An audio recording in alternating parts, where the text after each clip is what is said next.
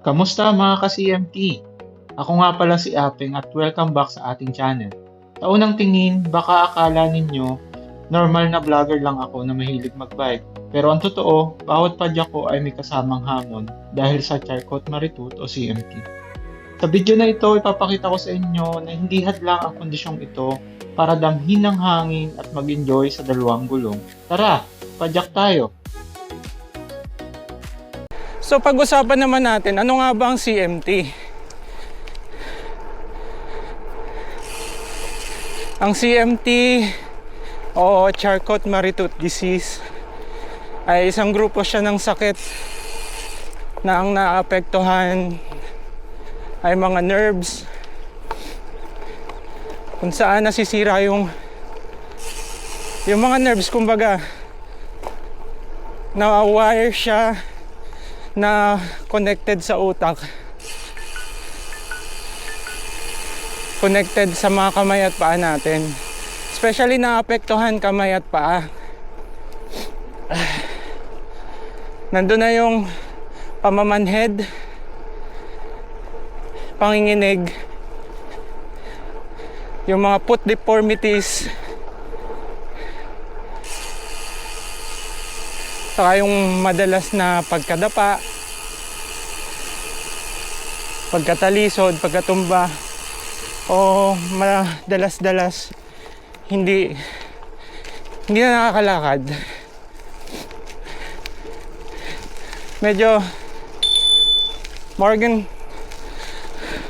Medyo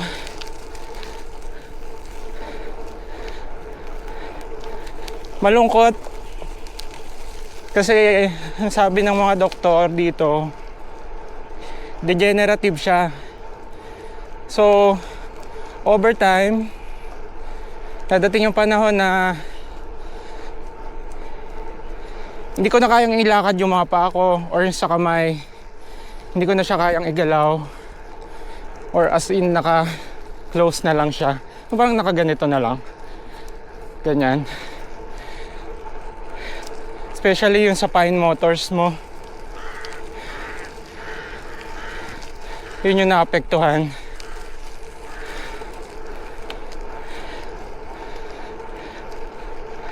Ang sabi ng mga doktor din, wala na siyang lunas.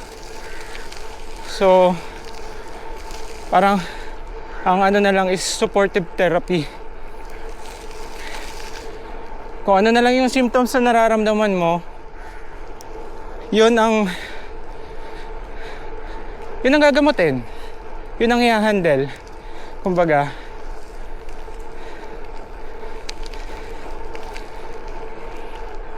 backstory tayo. Naramdaman ko to nung nagka-COVID ako last 2020. Kasabay halos kami ng mga first cases dito sa Germany. Tagal ko din nakaano nun sa kwarto lang. Parang almost magto 2 months quarantine. Kasi hindi nawawala yung symptoms ko nun. Tapos after kong mawala yung symptoms at mag-negative, doon ko na parang naramdaman na bakit parang humihina yung kaliwa kong paa. As in, hindi ko siya maigalaw ng maayos. Kahit sa paglalakad, hirap. Na parang nahuhulog kumbaga yung unahan ng paa ko. Nagpo-foot drop. Ganon. So hindi ko naman pinansin. Kasi baka inisip ko pagod lang. Baka epekto lang ng COVID. So fast forward tayo sa 2021. Yun, nabigyan ako ng chance na makauwi. Kasi halos lahat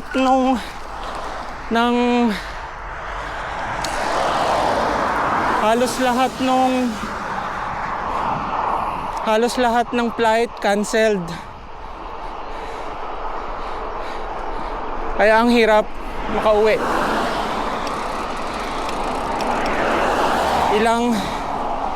Ilang flights din yung nabuko bago ako nakauwi. So ayun na nga, 2021, napilay naman ako. Dahil sa pagtalon ko, mali yung patak. Nabali yung kanan naman ang napali. So bukod pa yun, may weakness na dun sa kaliwa. Nabali pa yung kanan. So mas mahirap.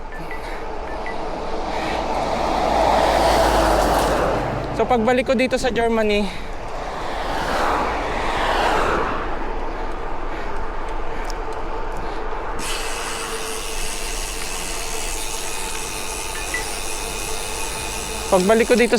dito na ako naoperahan.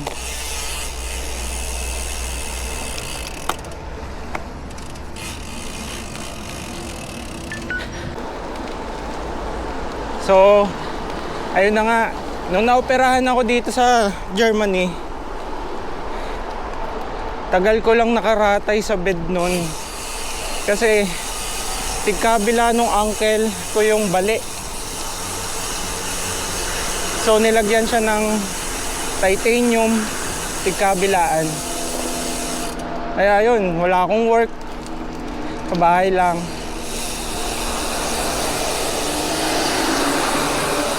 Almost 4 months, 5 months.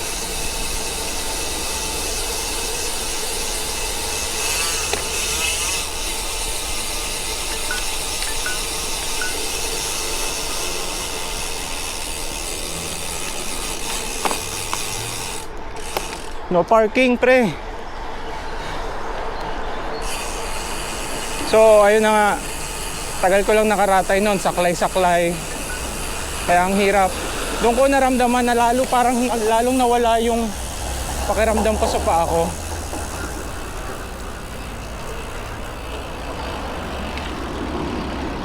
Morgan.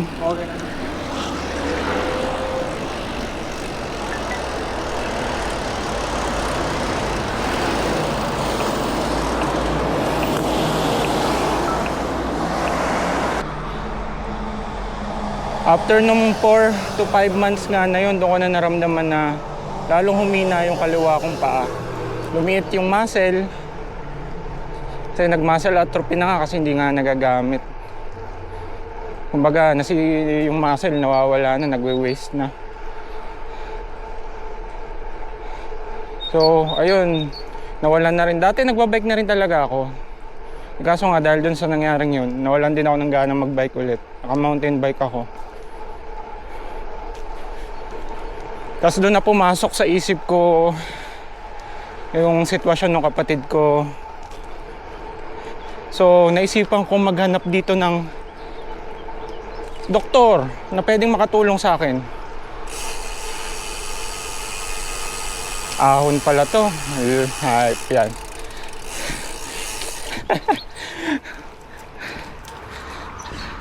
So, madami din akong doktor na napuntahan na dito. Punta muna ako sa neuro syempre. Kasi sa ugat yung problema eh. Hindi naman sa buto pala.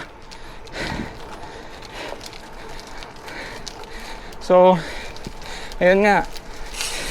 Ano siya ng test sa akin na magte-test ng muscle ko. So parang kinoryente yung mga muscle ko noon. As in. Tapos doon na nalaman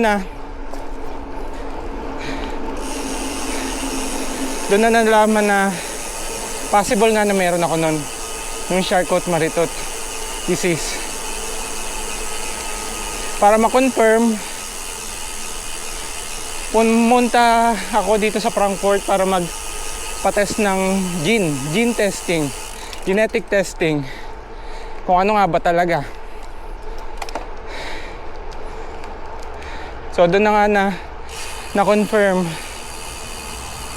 na meron ako nung type 1A.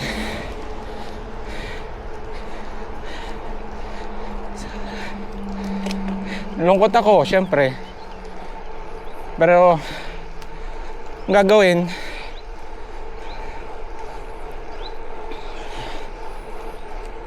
tuloy ang buhay. Tapos sabi nga din, yun nga, may mga test daw na ginagawa na dito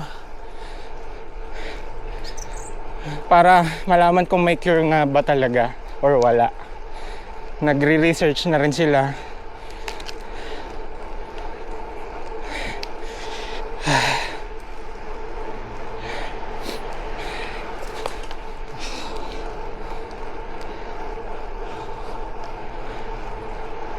Tapos ang sabi sa akin, i-email nilang nila ako or susulat sila sa akin kapag may na tuklasan na or nalaman na pwedeng gawin para dun nga sa sakit na yun. So pansamantala,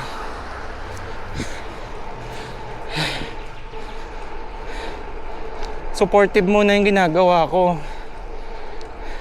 Sumali ako sa group ng mga may CMT. Doon ko nalaman na pwedeng gumamit ng mga something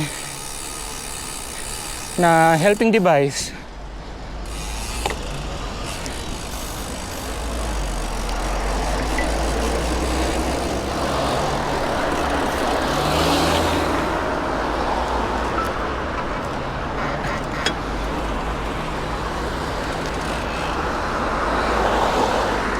So doon ko nakita may nabibili sa Amazon na parang brace siya sa foot drop. So hanggang ngayon ginagamit ko siya.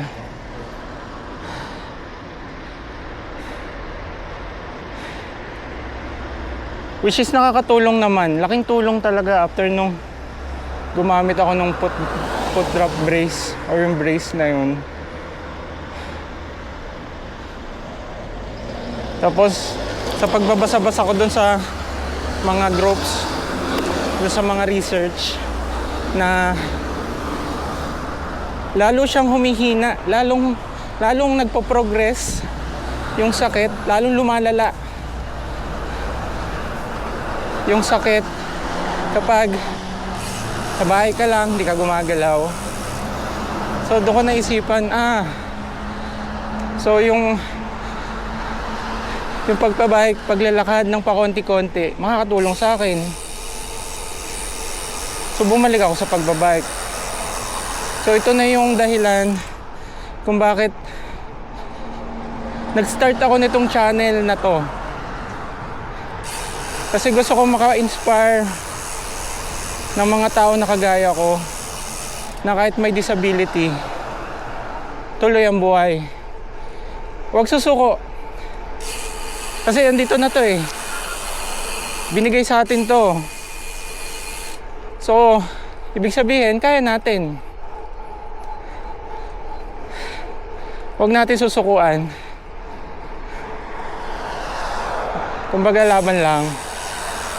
Di ba nga, lagi kong sinasabi sa channel ko, laban lang. Laban lang. Bakit sarado? Pwede kang dumaan.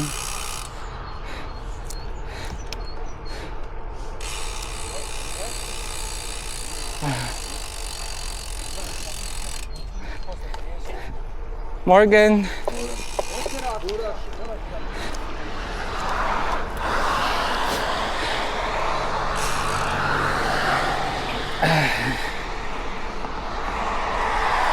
Laban lang, laban lang. Kaya kayo dyan na may mga disability, hanggat kaya nyong gumalaw, hanggat kaya nyong lumakad, enjoy. Kasi hindi natin alam hanggang kailan tayo pwedeng gumalaw. Enjoy lang natin.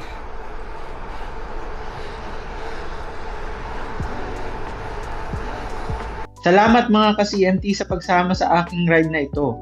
Maaaring mahina ang aking mga binti at paa dahil sa CMT, pero mas malakas naman ang aking loob. Tandaan nyo, hindi mahalaga kung gaano ka kabilis, ang mahalaga ay hindi ka humihinto sa pag-usad. Kung kaya kong pumadyak sa kabila ng pagsubok, kaya mo rin lampasan ang anumang kinaharap mo ngayon.